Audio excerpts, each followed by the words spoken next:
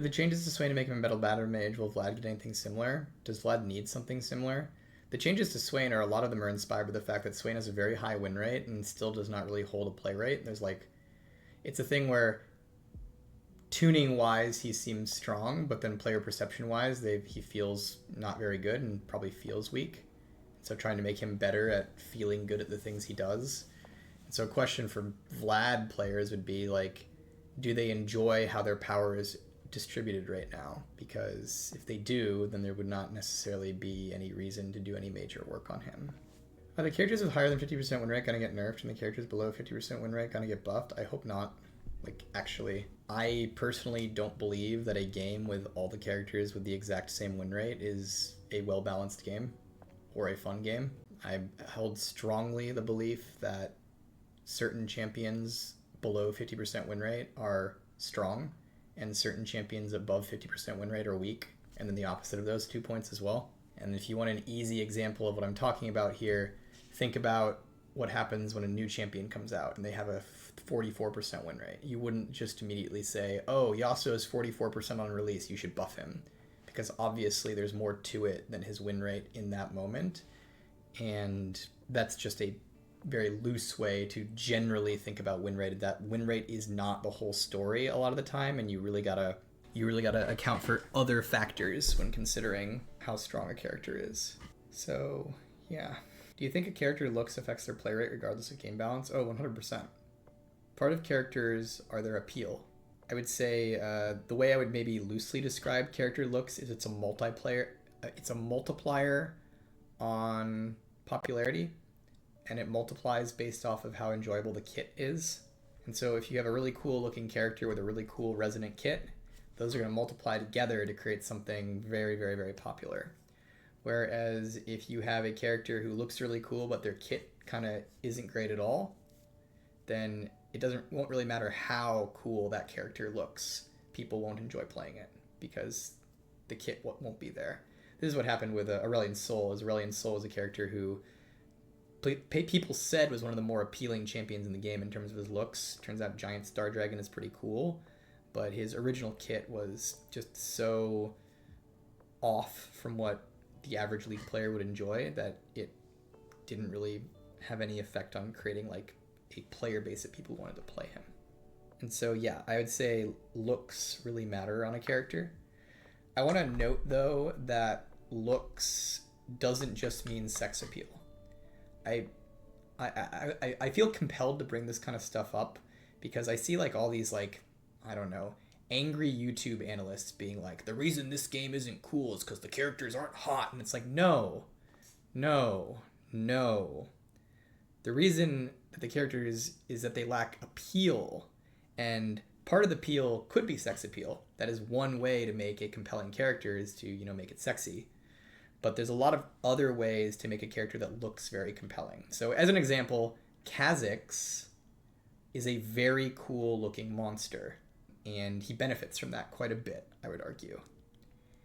And I'm guessing for most of you in chat, the reason he looks cool is not because he has sex appeal. I know Corey's still here, and she probably would argue differently. But for most of you, KHA'ZIX's looks being appealing and compelling are not necessarily because of that, right? And so just kind of noting that there's a lot of different looks and appeals a character can have. A character can be sexy, but they can also be powerful. They can be cute. They can be silly. They can be badass. They can be emo, right? Like there's so many different ways you can like hit on character appeal based on a character. Oh, wow. I talk about how KHA'ZIX might be lacking sex appeal and Vel shows up. Is this a coincidence? I think not. Vel secretly is a KHA'ZIX enjoyer, I'm sure. How do you evaluate the hard reset in Halo and its grindy climb this split? No idea. I haven't thought about it enough. The best thing I could say though is there's a reason that like when people say you should just throw out all of the MMR and do a hard reset of the ladder where everybody starts at the exact same thing, there's a reason that kind of approach to matchmaking resets can be very dangerous, right? Because when you are used to very balanced games and a game is reliant on balanced games to feel like it is working, which is the case for League of Legends. League of Legends tends to get pretty bad pretty fast when the game is heavily imbalanced between player skills on different teams. If you ever do something where we just threw out all the MMRs and started people over, you'd run into situations where there'd just be a lot of people in low quality games spending a lot of time trying to get to higher quality games. I don't know about anything that happened this season though, so I can't really speak to it. But more speaking to, every once in a while I'll get someone showing up being like, y'all should do a hard reset. And it's like, well, there's some very real cost that comes with resets of MMR in regards to game quality. And you have to balance that with a reset in MMR also gives you like new chances to climb, which is pretty compelling. So yeah. It also just depends on the game. Some games, resetting MMR is a lot more viable. So as an example, like, if TFT crunches your MMR, TFT is a lot, especially in the lower MMRs, it's a game that like a lot of it can just feel like you're climbing and that's fun and you're doing silly strategies, and like your personal enjoyment of the game isn't necessarily going to be significantly worse if the game is unbalanced compared to a game like League of Legends where it can be pretty rough. So different games have different needs in regards to MMR and resets and balance between teams. Why is Barrier's cooldown so low in comparison to other spells used bot? A goal of the Summoner spell changes that Freak did earlier this year was to get Barrier's pick rate to go up pretty meaningfully. The idea being that things like Barrier and Heal are probably a healthier spot for AD carries to be picking than them relying on Ghost or Exhaust most of the time. And so there was a rework to the Summoner spells in terms of their cooldowns and whatnot to nerf some of the things we were seeing on them that felt maybe out of line, like Ghost, and buff some of the things that we felt could potentially take that spot, like Barrier. And so one of the things with Barrier that felt like a way to make it more pickable was to reduce the cooldown so that it would be up more. Because, you could also, buff its health, but maybe that makes AD carries too tanky when they're jumped on. So reducing the cooldown is a way to buff it up without going as hard on the health.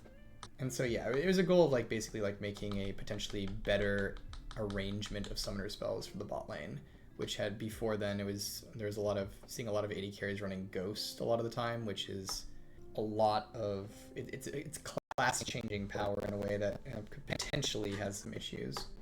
I'd say Ghost is often one of those summoner spells that is good to have in the game and is just overall a pretty good spell, but it is dangerous when ranged classes are taking it as their default spell in most games, because generally the thing you're supposed to do with ranged characters is jump on them and not have them cut you out with move speed. And so Ghost can be, I think, a little meta breaking in a bad way when it's the best thing you can take on the mages or the best thing you can take on the AD carries or something like that.